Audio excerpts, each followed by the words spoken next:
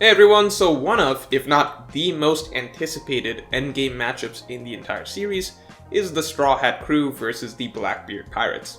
Whether or not this is the final battle of One Piece, maybe there is more in store for the Straw Hats beyond the Blackbeard Pirates, the fact remains that this is easily the battle that has, at the very least, the most long-term build-up in the story.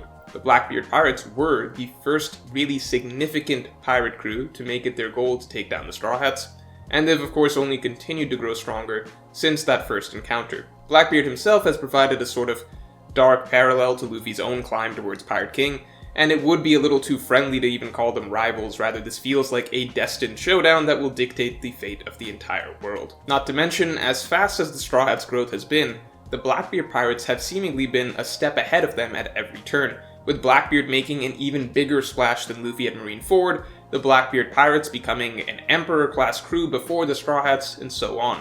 So all that is to say that this is the number one matchup that basically absolutely has to happen by the end of One Piece.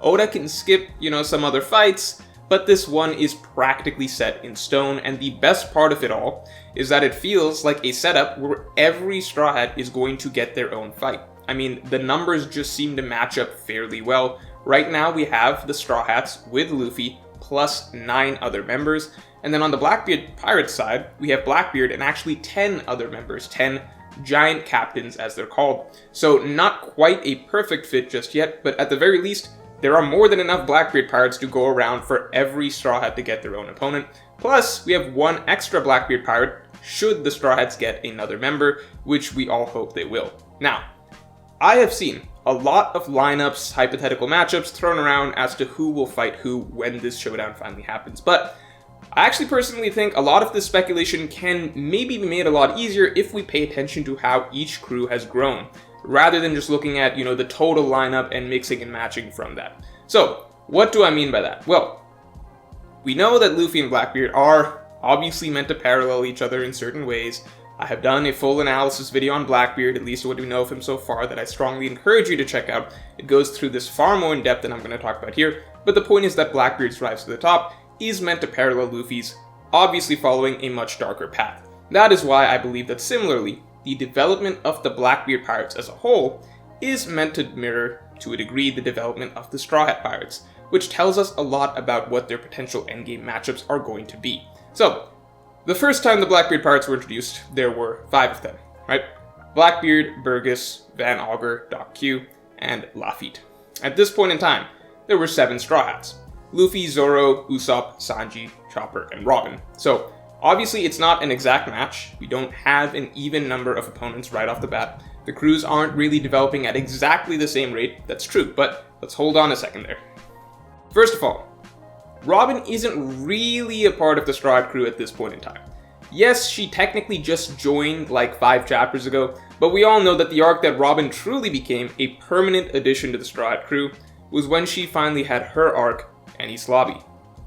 A huge deal was made out of the fact that Robin up till that point basically just jumped from group to group. Her joining the Straw Hats at the start of Jaya wasn't truly joining the Straw Hats. The whole point of Enies Lobby was to change that aspect of her character and actually start to view the Straw Hats as her permanent family and treat the crew as her permanent home. As such, at the time when the Straw Hats and the Blackbeard Pirates, when they first met, I would only consider Luffy, Zoro, Nami, Usopp, Sanji, and Chopper to be the true Straw Hat crew at the time, and Robin was essentially a very newly acquired tag-along. So really, it's more like 6 Straw Hats to the Blackbeard Pirates 5 when they first met. And if we look at the crew members the Blackbeard Pirates had at the time, suddenly we have a much clearer mirror image sort of situation going. Luffy has a navigator, Nami. Blackbeard has a navigator, Lafitte. Luffy has a sniper, Usopp. Blackbeard has a sniper, Van Augur. Luffy has a doctor, Chopper. Blackbeard has a doctor, Doc Q. Pretty interesting that the Blackbeard Pirate has an extremely similar crew lineup to what Luffy has at this point in time. I would also say that it seems like Sanji's opponent would logically out of this group make sense as Jesus Burgess by order of elimination. However, Burgess was the helmsman, whereas Sanji is the cook. That's the piece I acknowledge doesn't cleanly fit, but I think that maybe more so because of the setup of Blackbeard's crew at the time, it just wouldn't really make sense whatsoever for them to even have a cook. They traveled on a bunch of logs, literally a bunch of logs after all. Who's going to be cooking on this? Where's the kitchen? However, tentatively, I would say that these two do seem to be fairly fitting matchups for each other outside of that. Both are physical fighters, martial artists in a sense, who technically have another role such as helmsman or cook, but are still highlighted more throughout the story as fighters. And with our new knowledge of Sanji's backstory and his dislike for men who are aggressively macho, Burgess does seem to be a great endgame matchup for him on paper. He represents a lot of what Sanji grew up hating. I've seen people argue that Burgess would be disappointing for Sanji because, Burgess seemed somewhat weak against Sabo, but first of all, I would remind everyone that Sabo is strong, that the Blackbeard pirates will themselves likely all have significant Devil Fruit power-ups by the end of the story, so what you see right now is not what we're getting later on, that Blackbeard chose Burgess to be the commander of his first division, which feels like it carries some level of significance. Not to mention, I've seen plenty of theories on Burgess, such as him actually having a third eye or something which could increase his combat ability and so on. I wouldn't worry about fighting ability too much at this point, more so how the lineup seemed to naturally shake out. I do think it makes a lot of sense that the growth of the Blackbeard Pirates would mirror the Straw Hat Pirates in that Blackbeard starting squad would be the future matchups of Luffy's starting squad. Now, you might be saying, well, what about Zoro?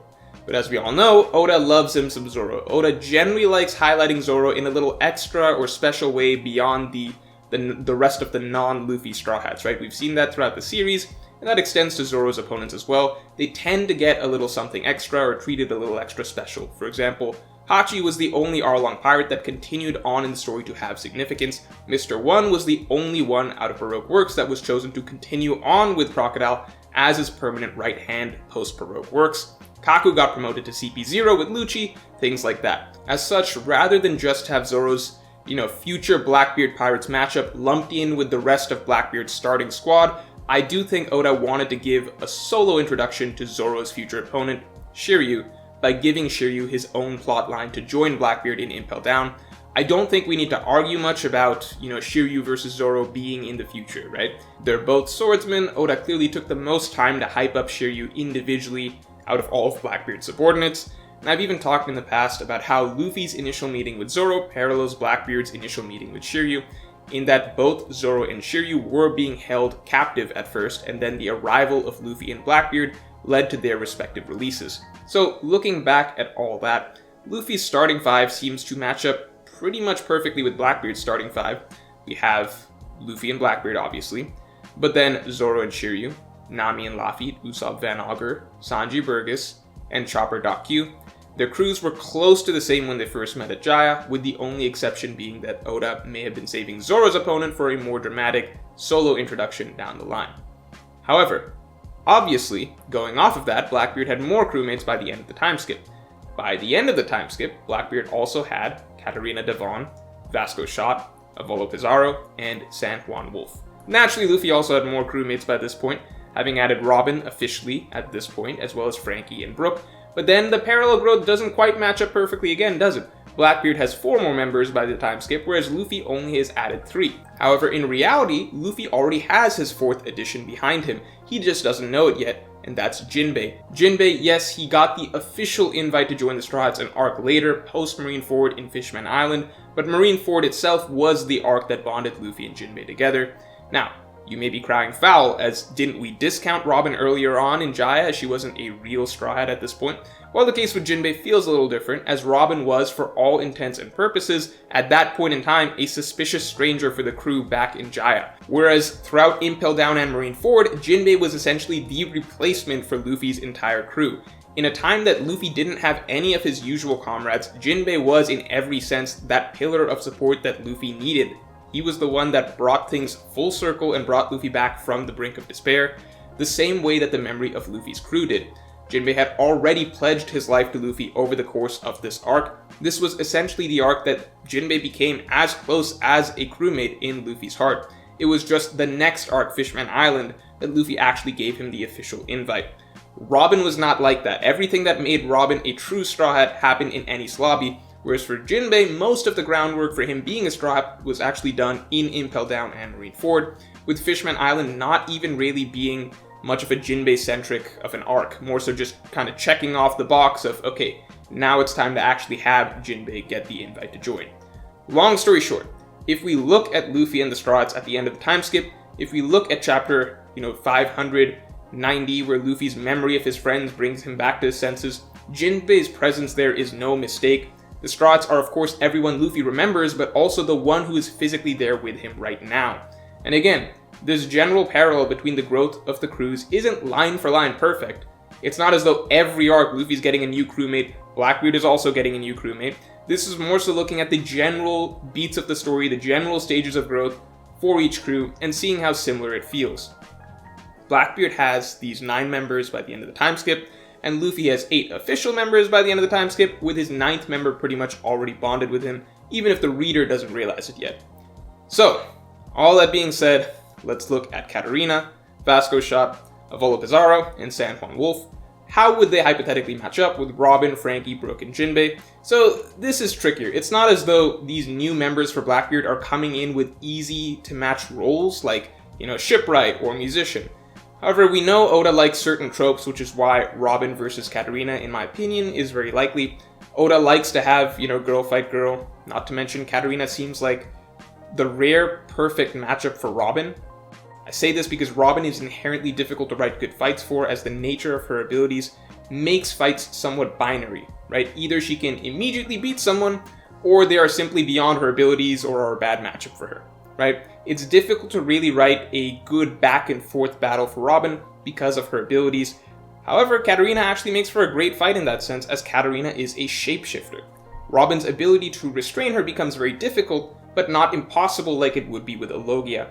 I don't think it would be a stretch to say that Katarina is maybe the most interesting matchup for Robin out of any character in the series. Now, beyond that, it gets a little tricky. I think San Juan Wolf could go to Jinbei, partly because we've seen Jinbei take on gigantic challenges before, but also because San Juan Wolf, as the battleship, quote-unquote, may be relegated to fighting in the sea, as he might just be functionally too big to fight on land, in which case a Jinbei fight is all but guaranteed.